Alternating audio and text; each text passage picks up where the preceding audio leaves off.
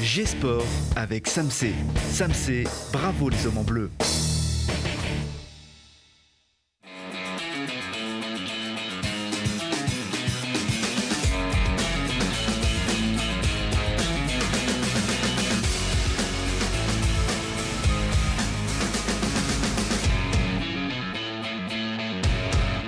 Bienvenue à tous, très heureuse de partager ce moment avec vous qui aimez le sport, qui aimez les sports, mais aussi les rencontres où vous en a préparé trois belles rencontres ce soir avec des athlètes qui se battent pour gagner, mais aussi pour jouer, tout simplement, dans l'ombre des disciplines plus traditionnelles et plus médiatisées.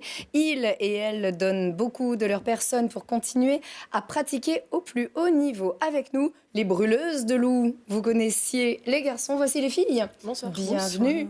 Léna et Cathy, vous organisez un beau tournoi ce week-end dans le but d'attirer le plus de monde possible autour de ces filles. Dans ce sport peu pratiqué par les femmes encore en France. Un autre sport royal en Amérique notamment, mais presque marginal ici, le softball, la sœur du baseball. Les Grizzlies sont qualifiés pour la Coupe d'Europe. Mesdames et messieurs, bienvenue. Bonsoir. Merci beaucoup d'être là en force. On est très heureuse, oui, de vous accueillir. On a quand même un garçon parmi nos invités ici sur ce plateau.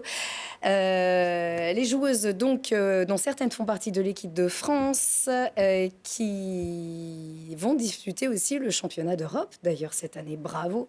Donc, vraiment une équipe qui monte. On va en parler dans un instant. Donc, on va griller la politesse à ces dames avec les beaux yeux bleus de Thomas. Regardez, c'est un gros coup de projo au tennis fauteuil qui monte et pas seulement au filet.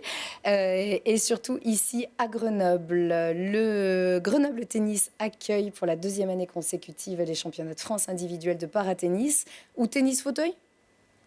Tennis fauteuil, c'est l'ancienne appellation. Le paratennis aujourd'hui.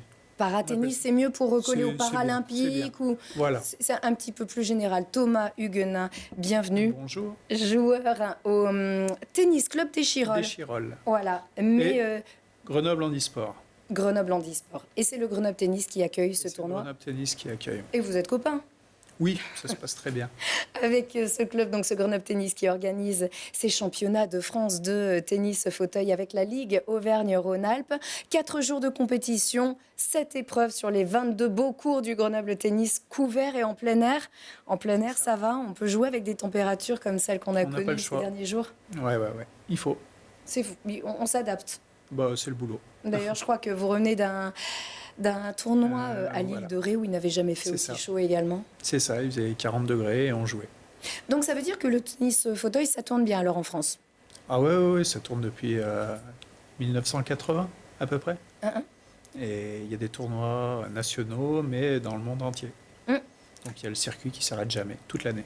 C'est vrai que j'ai vu que ça a été rattaché à la fédération handisport à partir de 83 et que c'était la Fédé qui organisait Et là, toutes les compétitions. C'est la FFT. On va en parler dans un petit instant. Alors en fait, à Grenoble, on prend les mêmes et on recommence, car l'an dernier, à la même heure, l'événement avait convaincu le public, comme les joueurs dont vous faisiez partie, parmi une quarantaine de joueurs et de joueuses du très haut niveau, des animations tout autour de cet événement, et un trophée de l'Office municipal des sports qui sacre l'événement de l'année. Comment vous avez vécu ce succès à Grenoble ? Ça s'est super bien passé, on a eu que des bons retours. Et comme à chaque fois, tous les championnats de France, c'est toujours deux fois.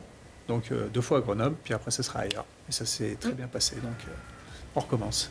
Oui, c'est jeudi, vendredi, samedi et dimanche.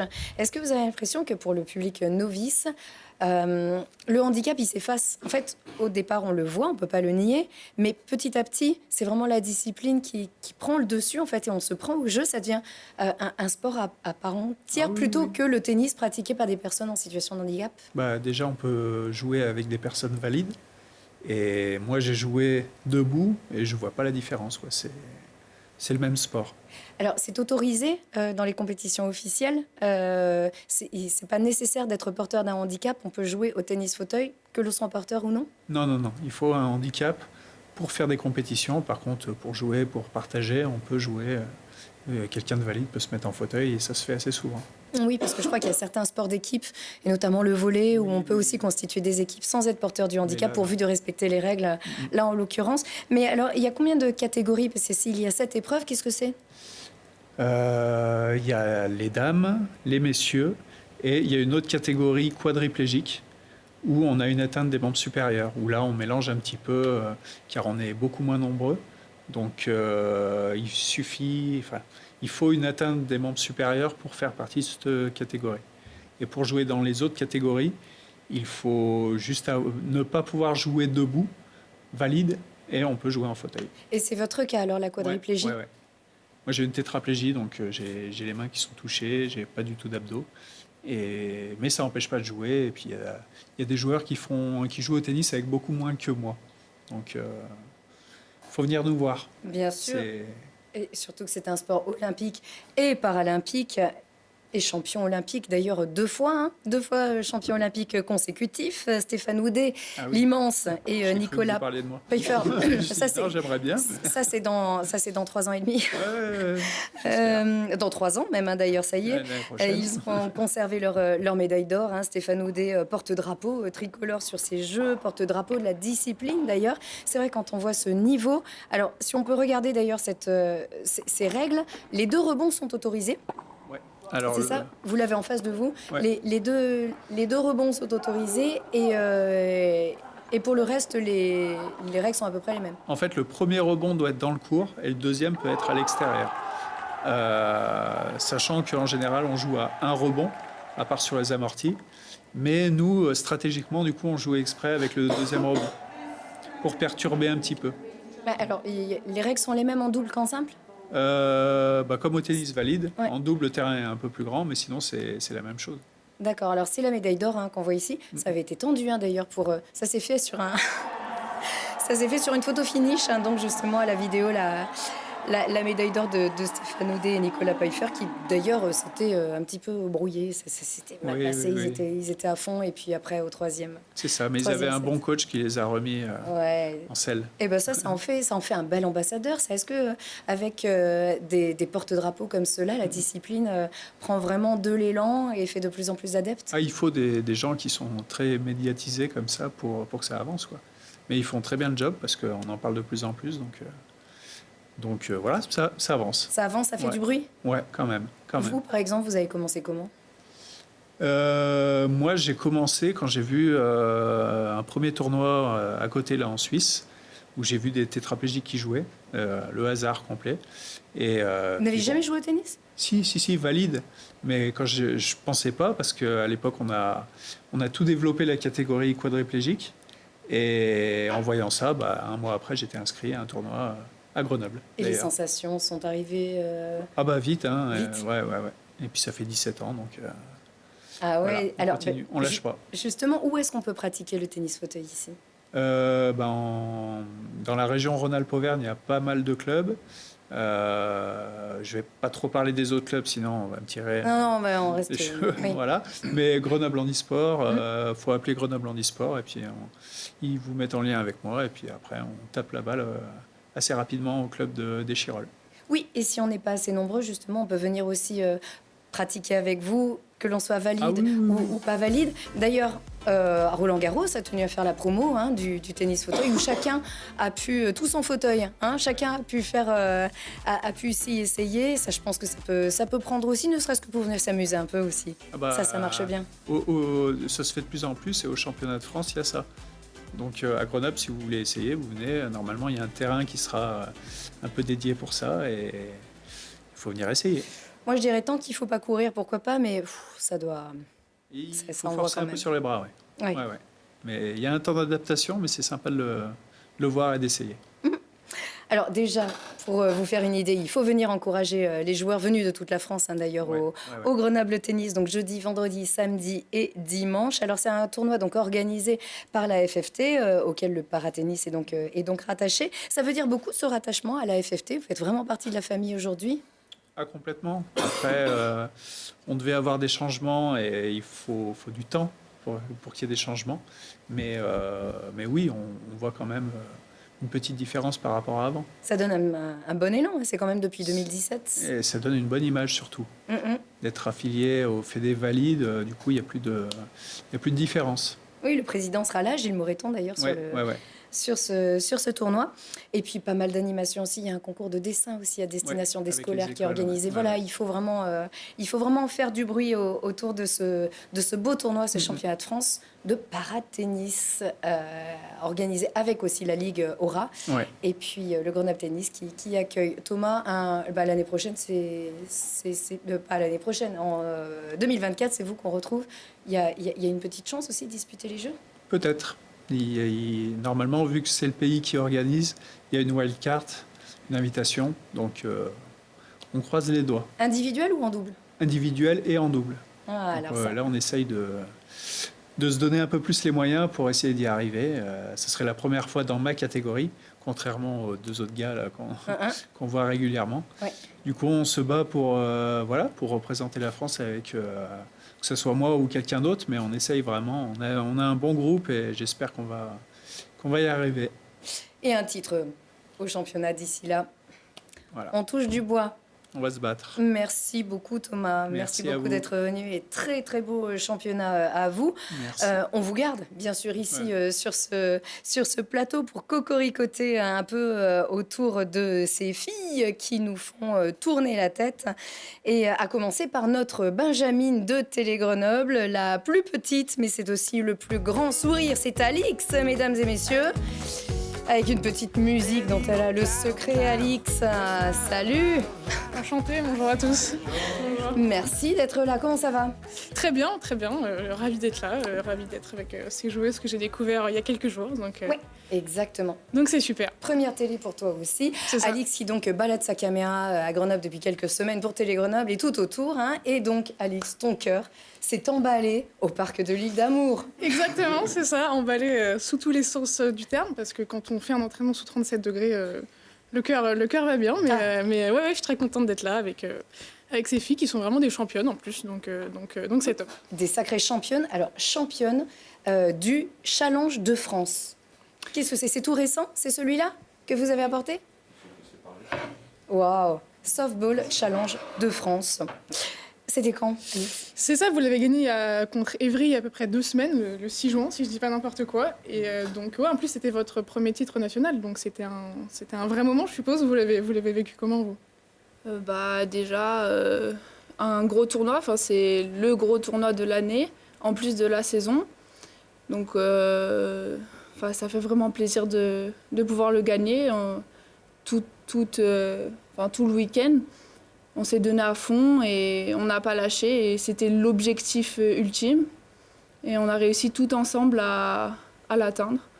Donc vraiment, super contente. Ok, trop bien. Et du coup, ça va être quoi la suite? Parce que ce titre, il vous permet d'être qualifié donc, pour la Coupe d'Europe en 2023. Vous l'appréhendez comment? Parce que c'est quand même un grand titre que la France a encore jamais gagné. Vous pensez quoi que Grenoble peut donner ce titre à la France? Peut-être pas en 2023, mais un jour. Alors du coup, on a plusieurs équipes françaises qui ont déjà participé à des Coupes d'Europe. Donc Saint-Raphaël, qui sont championnes d'Europe en 2016 ou 2017. Et on a Ivry-Courcouronnes qui est à sa 2e Coupe d'Europe. Pour Grenoble, ce sera sa première. C'est historique au sein du club qu'une équipe masculine ou féminine participe à ce niveau-là. Pour les filles, c'est une préparation dès à présent. C'est les mots du coach qu'on a eu ce week-end. Le coach, levez la main. Voilà. nous a dit ce week-end, on prépare 2023 et on reste quand même focus sur cette fin de saison. Mais l'objectif, c'est de préparer la coupe pour être on va espérer top 10. Et on va essayer de faire la meilleure performance possible et de allier et jeunesse et expérience qu'il y a dans cette équipe. Comme tu as pu voir samedi, notre équipe est très hétérogène en termes d'âge et c'est, je pense, sa grande force. Et alors, pardon Alix, mais la Coupe d'Europe, c'est quoi du coup? C'est comme la Ligue des champions de softball en fait? C'est les meilleurs clubs qui se disputent. C'est ça, on a 2 niveaux, la Coupe A et la Coupe B. Donc la Coupe A, c'est les champions de France ou de leur pays qui y vont. Et donc du coup, la Coupe B, c'est les coupes. Donc chaque pays a des coupes et des championnats. Et donc nous, vu qu'on a gagné la Coupe de France, on va aller au niveau B. en 2023 et on affrontera tous les champions de coupe de leur pays. D'accord. Ce qui n'a rien à voir avec le championnat d'Europe auquel va participer avec l'équipe de France Clélia, qui est en équipe de France donc. Oui, en équipe de France U22 et senior. Donc là, je pars jeudi pour les championnats d'Europe U22. C'est énorme. Oui, carrément. Il y a beaucoup d'actualités en ce moment parce qu'en plus, là, hier, vous disputiez le championnat de France de D1, donc un très haut niveau en softball féminin. Et vous avez gagné contre le BCF Paris, si j'ai bien compris. Donc c'est intéressant parce que vous avez, de ce championnat, vous êtes 4e. Et les premiers, c'est Évry, contre qui vous avez par contre gagné il y a 2 semaines. Comment vous expliquez ça Qu'est-ce qui s'est passé? Bon, si je peux le dire comme ça. C'est la potion magique. Voilà. Non, il n'y a pas de potion magique. C'est juste un travail de longue haleine. On a engagé le travail il y a 3-4 ans. Aujourd'hui, ça commence à payer. Et on est monté un peu comme des diesels en début de saison. On a eu tous les gros morceaux quasiment sur les 3 premières journées. Et on l'a travaillé collectivement pour que ça soit un aspect positif. Et arrivé au challenge, je pense qu'on était très prêts pour aller au combat. Et les filles, elles ont assuré, quoi. Elles ont été bienveillantes, elles ont été performantes. Et elles n'ont pas lâché le morceau du début à la fin. Et ça, c'est extraordinaire. Et effectivement, le match d'hier, de revenir à la compétition plus classique, c'est souvent une marche qui peut être compliquée. On a senti un peu de tension sur le premier match. Et après, voilà. Après, je me suis un petit peu fâché, mais gentiment. Mais voilà. Il faut aussi se fâcher. Voilà, mais, il y a un président heureux qui... Oui, effectivement, heureux et gâté. François. Et je tiens à préciser que la victoire de dimanche dernier les qualifie pour les playoffs pour la fin de saison. Donc tout est encore à venir et ce n'est qu'un début. Et c'est possible qu'on joue contre Évry les playoffs. D'accord. Voilà. Ok, donc ce serait la grande revanche, le grand moment pour tous les deux. Très bien. Et du coup, la discipline alors? Oui, parce qu'on parle de ça depuis tout à l'heure, mais en fait, je pense qu'il y a beaucoup de gens qui ne savent pas ce que c'est le softball, ou alors qui ne connaissent pas vraiment la différence entre le softball et le baseball. Vous pouvez l'expliquer en quelques mots, un peu cette différence, ce que c'est concrètement? Donc, le baseball et le softball, c'est très proche. C'est tous les deux des sports américains. Le softball, la différence avec le baseball, les différences, c'est le terrain est plus petit, la balle est plus grosse et... Le lancer. Ah oui, le lancer, pardon. Ta position. Oui, entre autres. Le lancer se fait par-dessous, le lancer de la lanceuse. Donc le jeu est beaucoup plus rapide au softball qu'au baseball. Et il y a beaucoup plus de jeux. D'accord. Bien dans le micro, on n'a pas entendu. Je dis, et surtout, moi, pour avoir été joueur de baseball, le soft est un jeu qui est beaucoup plus rapide et il y a beaucoup plus de jeux. Et pourquoi? Parce que la balle se met plus souvent en jeu et du coup, comme les distances sont plus courtes sur les bases, il faut aussi beaucoup de l'explosivité, ce qui fait qu'on doit accélérer son jeu. Alors, pour tous ceux qui comprennent les règles de baseball, ça a l'air tout simple quand on vous écoute. Moi, je ne sais pas si je vais encore faire l'effort de comprendre les règles. Normalement, quand on vient vous voir, on comprend tout. Ah bon il faut un petit tuto un petit peu avant. Mais comme je voulais répondre, pour avoir la réponse du qu'est-ce que le softball ou le baseball, c'est de venir les jours de match. Donc de se tenir au courant de nos calendriers, de nos événements. Et puis il y aura tout le temps quelqu'un au bord du terrain qui sera prêt à expliquer les règles et puis à faire partager cette passion. En attendant peut-être un jour des tribunes. Ah, on en parle de l'infrastructure ou Oui, on va en parler. Mais juste après, justement, on a plein de choses encore à apprendre auprès de toi, X. Oui, alors encore une question qu'on va vous poser qui a un rapport avec ça, mais donc le baseball et le softball, c'est pas des sports qui sont très connus en France, contrairement par exemple aux États-Unis où ça cartonne. Vous l'avez découvert comment ce sport? Parce que je me doute que... Je pense à peu près toutes, soit parce qu'on a de la famille qui joue, c'est le cas de Clélia, c'est une fille de joueur. Et je pense que Anne-Claire et moi, c'est des amis qui jouaient et on s'est dit « Ah, ce serait vraiment trop cool d'essayer ». Et comme Obélix, on est tombé dans la marmite et on s'est dit en fait, on va peut-être jouer à bon niveau. Et puis après, on a quelqu'un qui se dit « Ah, tu pourrais faire du haut niveau ». C'est vrai, il y a des filles qui jouent que au softball. Moi, j'aimerais jouer qu'avec des filles. Et c'est l'attraction, le groupe, les copines qui font qu'on est resté. Au club, on a la particularité d'avoir une section mixte où les filles et les garçons jouent ensemble. Et ça a permis du coup à des novices de découvrir l'activité de manière plus ludique. Oui, parce que c'est ludique, on joue, c'est un jeu en fait. C'est marrant de jouer ensemble. On passe pas forcément au niveau au début quand on commence. On veut juste jouer.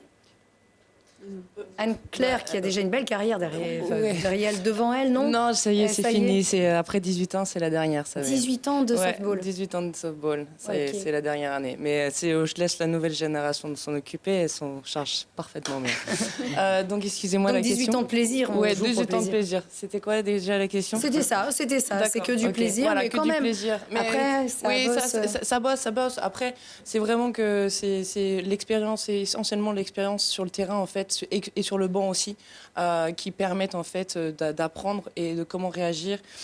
Et après, bon, c'est toute la technique. Et oui, il faut s'entraîner pour rattraper les balles, pour frapper les balles. Ça se fait pas comme ça. On est bien d'accord. Mais tout le monde peut y avoir accès. Il y a vraiment pas de souci de ce côté-là. Ouais, moi, ça va avec la question que j'allais poser maintenant. C'est que vous pensez que ce sport, il a le potentiel de se développer en France et de devenir un sport majeur? Alors, je vais dire oui, parce que c'est mon métier et je suis éducatrice sportive pour le club. Et dès qu'on a une balle et une batte, c'est instinctif de vouloir frapper dans un objet et de prendre du plaisir. Généralement, les gens, ce qu'ils préfèrent avant tout quand ils viennent, c'est frapper dans la balle. Le gant, c'est une petite attraction pour ceux qui sont un peu néophytes des États-Unis ou du Japon, parce que c'est très développé là-bas. C'est d'abord la batte et le plaisir de frapper la balle, c'est un peu un exutoire. Dire waouh, c'est trop bien, on a frappé. Mais il n'y a pas que ça. Il y a aussi les moments un peu plus pénibles, comme on vous voit là. C'est vous qui êtes obligé de préparer la table. Alors là, c'est sûr. Là, ça ne peut y aller. On joue en première division. C'est 1 heure, 1 heure et demie pour monter le terrain. Et puis, il ne faut pas oublier que le dimanche, il faut le démonter. Après avoir fait 2 matchs, 6 ou 7 heures de jeu sous 39-40 degrés, on démonte notre terrain. Avec beaucoup d'ondes. Vous êtes très contents de faire ça, ça se voit. Et je vais aller plus loin. Et puis les toilettes aussi, nous, on est sur vraiment quelque chose de très écologique. C'est-à-dire, c'est les fourrés. Oui. Voilà. Donc, pour les écosystèmes. Exactement, pour l'écosystème. Et puis les douches, ça sera demain. Voilà. Donc voilà, je pense qu'elles ont encore plus de mérite d'être au niveau où elles sont, vu l'investissement et l'implication que ça leur demande. Moi, ça me fait réagir. Hein. J'ai été président pendant longtemps. C'est une bataille que j'ai menée. Je suis désolé, je réagis un peu parce que je commence à être fatigué. Je commence à être fatigué de dire oui, mais bon, à un moment donné, on veut soutenir le sport féminin de haut niveau, peu importe lequel. Je pense que les collectivités auraient tout intérêt à investir fortement puisque ça nous coûterait beaucoup moins cher que d'autres sports qui coûtent très très cher. Aujourd'hui, elles le font au moins un peu ou elles peuvent très faire honnêtement, beaucoup plus? je vais être très honnête, elles le font, mais on joue en première division. Il faut savoir que les filles payent une partie de leur transport, elles payent leur bouffe. Voilà, je le dis comme ça. Donc, pour une athlète aujourd'hui dans notre équipe, même si le club fait des gros efforts, il ne peut pas faire tous les efforts, c'est un billet de 1 000 à 1 500 euros par an. Et par rapport aux équipes adverses qui arrivent sur l'infrastructure de l'île d'Amour, il y a un petit décalage entre le niveau et ce qu'elles attendent d'un terrain de filles qui jouent au meilleur niveau national et d'arriver sur le parc de l'île d'Amour, sur le terrain de parc de l'île d'Amour.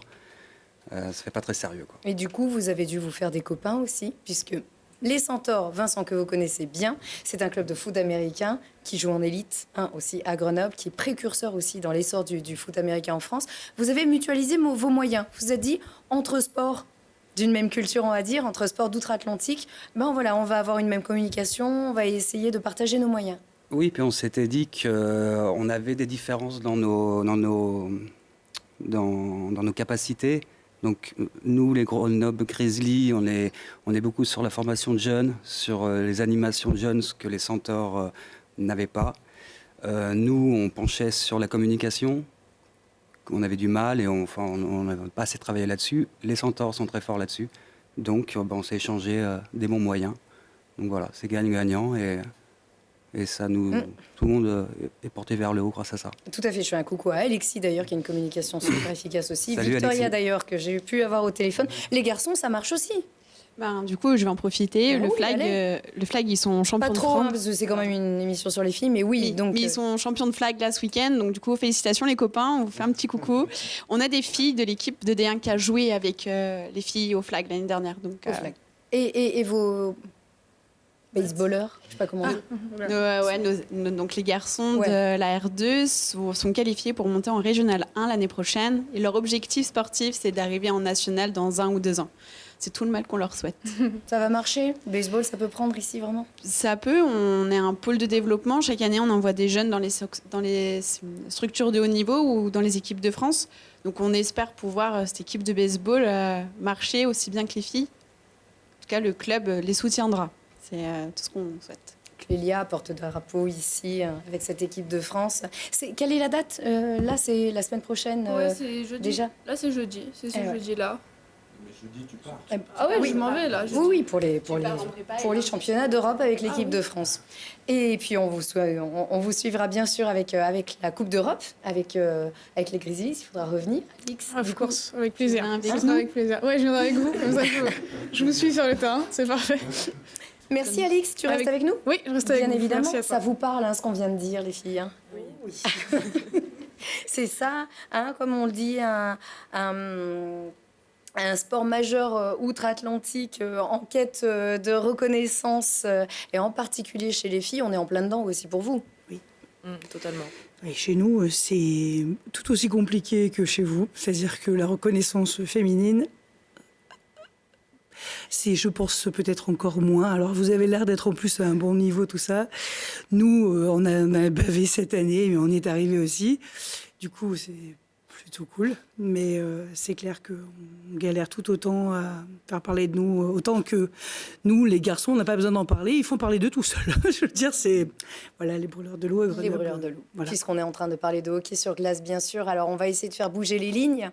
Le Women Hockey Alp Tournament, dont on va parler dans un instant, pour comprendre les enjeux de ce tournoi qui va se dérouler le week-end prochain à la patinoire Pôle Sud. Eh bien, on y va à la patinoire où les filles s'éclatent sur la glace et font jeu égal avec les garçons, déjà tout petits, mais jusqu'à un certain âge où tout peut s'arrêter. Éléonore Fointeau de Télé-Grenoble a fait leur connaissance.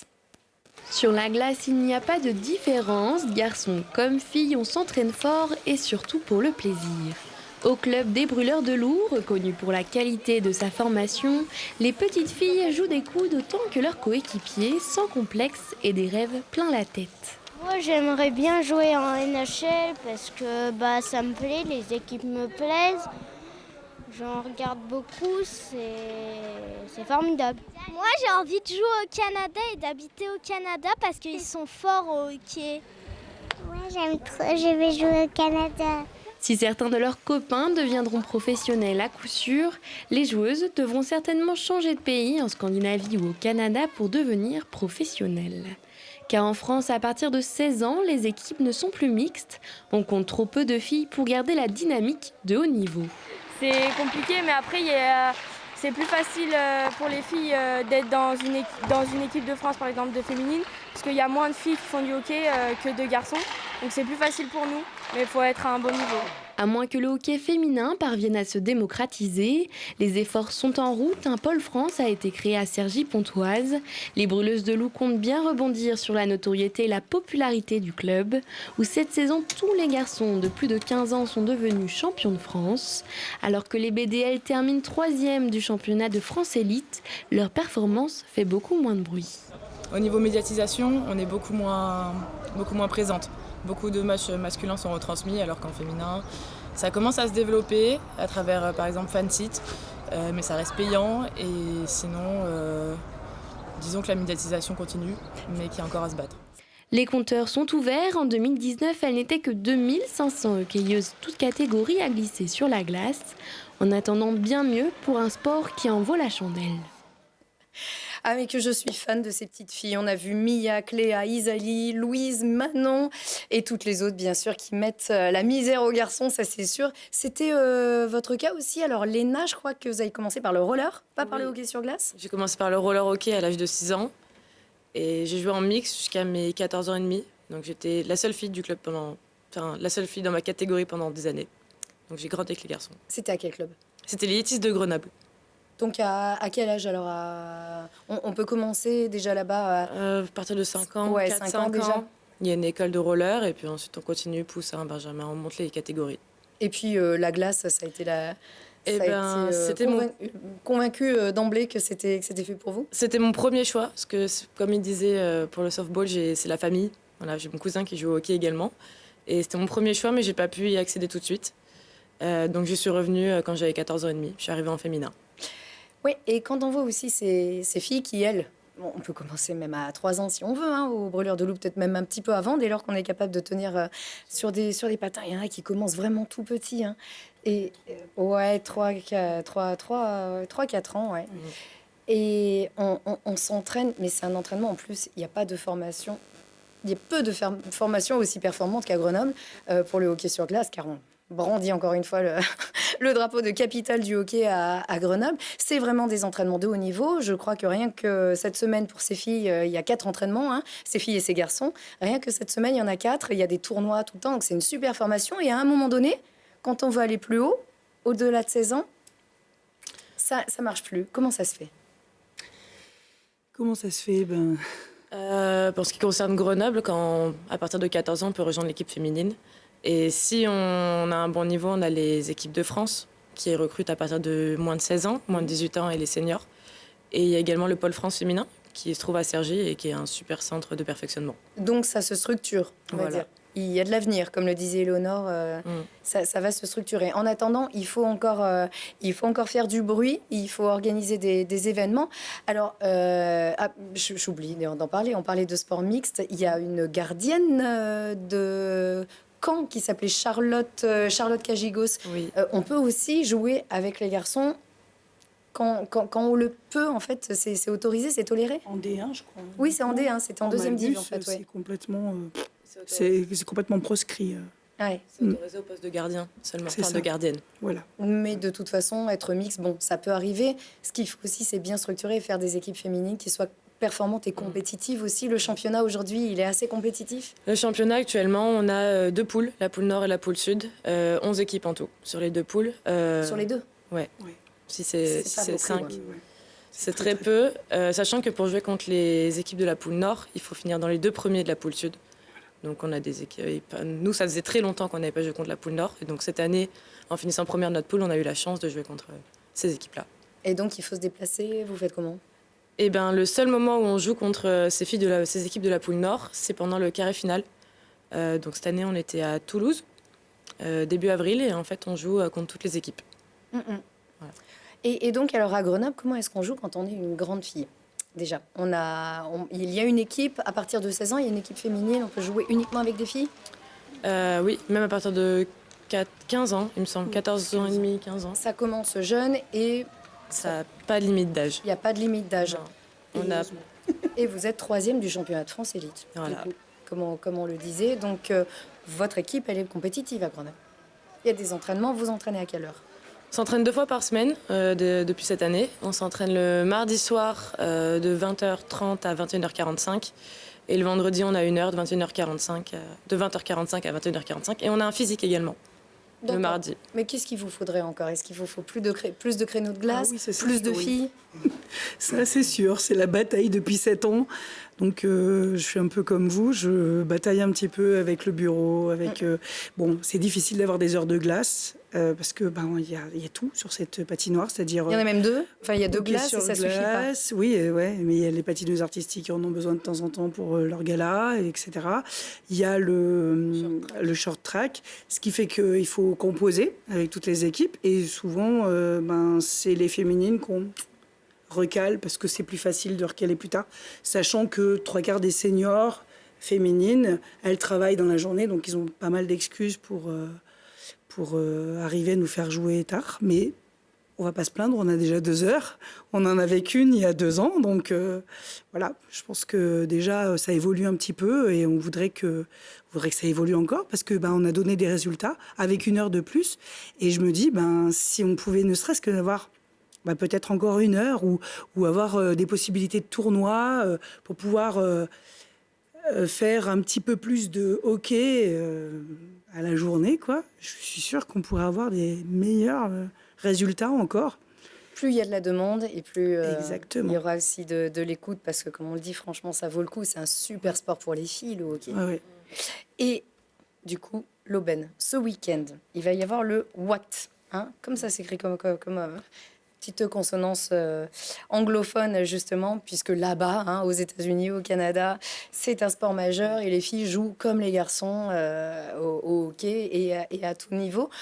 Ce tournoi, en fait, c'est parti d'un appel à projet sur lequel vous êtes tombée, Léna, un appel à projet de la métropole, de la Maison de l'égalité femmes-hommes. Alors, c'est pas moi personnellement, c'est une de nos joueuses, Marie. Oui, Marie, c'est vrai qu'on a vu. Et qu'on a vu dans le reportage. Et donc, c'est Marie qui est tombée sur cet appel d'offres, qui l'a remporté. Et donc, elle a organisé le Watt pour développer le hockey féminin pour les filles les plus jeunes. Et bon, avec le Covid, les caractéristiques du Covid, elle a dû reporter. Donc, ça tombe ce week-end, le 25-26 juin. C'est ça. Avec les journées portes ouvertes aussi pour justement promouvoir le hockey féminin. Donc, on commence le 25 par les journées portes ouvertes pour les filles, qui, à partir de, je crois, 6 ans, je ne veux pas dire de bêtises, entre 4 et 13 ans, on va dire. On prête des patins. On prête des patins, on prête les casques, des gants, des crosses, et puis un feu. On les met sur la glace et on voit si on arrive à développer leur envie. Et puis après, le Watt, c'est pour les jeunes joueuses qui joueront tout le week-end contre filles. Alors, le Women Hockey Alpes Tournament, donc le tournoi de hockey des femmes dans les Alpes, tout le monde peut participer. En fait, comment ça se déroule, ce tournoi ? En fait, toutes les licenciées en France peuvent y participer. Comment ça va se passer, en fait ? Alors, vous allez constituer des équipes ? Oui, c'est ça. On va constituer des équipes. Là, c'est toutes les catégories confondues qui vont faire venir des jeunes filles un petit peu de partout en France, enfin, je pense. Une fois... là, plus ou moins, avec les listes, on a plus ou moins constitué, je crois, 6 équipes, il me semble, 6 ou 7 équipes. Donc, samedi après-midi et dimanche toute la journée, elles vont s'affronter entre elles. Il y aura des couleurs. Et puis, ça sera en termes d'âge aussi, je pense. Elles seront mises ensemble. Mais elles font toutes déjà du hockey dans leur propre ville. Et en fait, elles seront réunies et il y aura nos petites. Et donc, voilà. Et les grandes, elles seront là pour coacher les petites. Ça, les seniors seront là pour coacher les petites. Et puis... Vous avez l'appui des grands aussi, des garçons, champions de France. Alors, champions de France, il y a les U15, U17, U20 et l'élite qui sont champions de France. Alors là, la razzia au niveau des titres nationaux des brûleurs de loups, c'est assez fabuleux. Oui. Ça se passe bien ? Je pense qu'on est encore un peu inexistante pour eux, à mon avis. Après, je pense que certains de la Magnus sont au courant qu'on existe parce que on en connaît quelques-uns et que de temps en temps ils viennent voir nos matchs. Donc ça, c'est super sympa de leur part. En l'occurrence, je remercie Raphaël Garnier parce que c'est un des gardiens de Grenoble qui vient. Voilà. Ouais. Et lui, il remplaçant, non, il est même titulaire ou remplaçant. Enfin, il a été exceptionnel. Le deuxième gardien, les backups. Donc ça, c'est très agréable. Et puis on est beaucoup, Monsieur Rebaud, le président des Brûleurs de loups, lui, pense très souvent à nous et n'oublie pas d'avoir son petit mot pour nous. Donc, je le remercie aussi parce que... Ouais, voilà. Parce qu'on voit que le rugby, pour les filles, ça commence vraiment à cartonner. Et c'est sûr qu'il y a un potentiel aussi pour vous. On espère vous en avoir convaincu en voyant ces filles, ces petites et ces jeunes qui vraiment cartonnent elles aussi sur la glace. C'est vrai que c'est plutôt sympa. Venez les voir. C'est trop sympa. Moi, je suis déjà venu. Ah, d'accord. Bien dans le micro, encore une fois. Moi, je suis déjà venu, voilà, parce que j'ai emmené ma seconde fille. Voilà. Et j'ai trouvé ça très chouette. J'ai beaucoup aimé. Tout à fait. Et Alix qui va profiter des portes ouvertes. Allez, essayez le hockey. Alors ça... Je vais y aller aussi. J'aurais fait le softball, le hockey. Et je m'aventure à tout. Voilà. Ça, effectivement, c'est top. Vous jouez, Cathy ? Alors non, moi, je ne joue pas. Ma fille joue. Voilà. Mais moi, je ne joue pas. Je m'occupe que de la partie... prise de tête avec les rendez-vous, les bureaux. Ça serait dommage de cacher tout ça derrière un casque et des équipements. Moi. J'aimerais bien, pour de vrai, j'aimerais bien. C'est juste que j'ai vraiment pas le temps et j'ai vraiment peur de casser quelque chose. J'ai pas le temps de ça. Mais par contre, non, j'aimerais beaucoup. Ce serait vraiment... l'idéal, ça serait très drôle, mais... Allez... Léna, la capitaine, merci vraiment d'être venue. Et puis, merci à vous. Toute notre amitié et notre soutien aussi à ces filles pour ce super sport. Oui. Je tiens quand même à remercier Laurent Maguin, qui est le coach des filles, pour tout ce qu'il fait pour elles. Il est exceptionnel. Je voulais absolument le dire, parce que c'est très souvent lui qu'on oublie. Et en fait, non, il ne faut pas l'oublier. Eh bien, alors, le message est passé. Et puis, on a compris tous les dirigeants des Brûleurs de loups, amateurs, et pro, voilà. Vraisemblablement, il y a un beau potentiel ici aussi. Et ben merci à tous. On voit qu'il y a beaucoup d'actualités pour ce week-end. Vous faites votre choix. Vous allez voir les unes ou les autres. Et bien sûr, les championnats de France de tennis fauteuil, allez-y, c'est topissime. C'est au Grenoble Quai de Tennis que ça se passe. Pas loin de la cheminée de la compagnie de sauvage. Voilà, on peut dire que c'est par là-bas. Et merci beaucoup d'avoir répondu à notre invitation. Alix, à la prochaine. Merci beaucoup. Et à vous, à la semaine prochaine. Au revoir. Merci.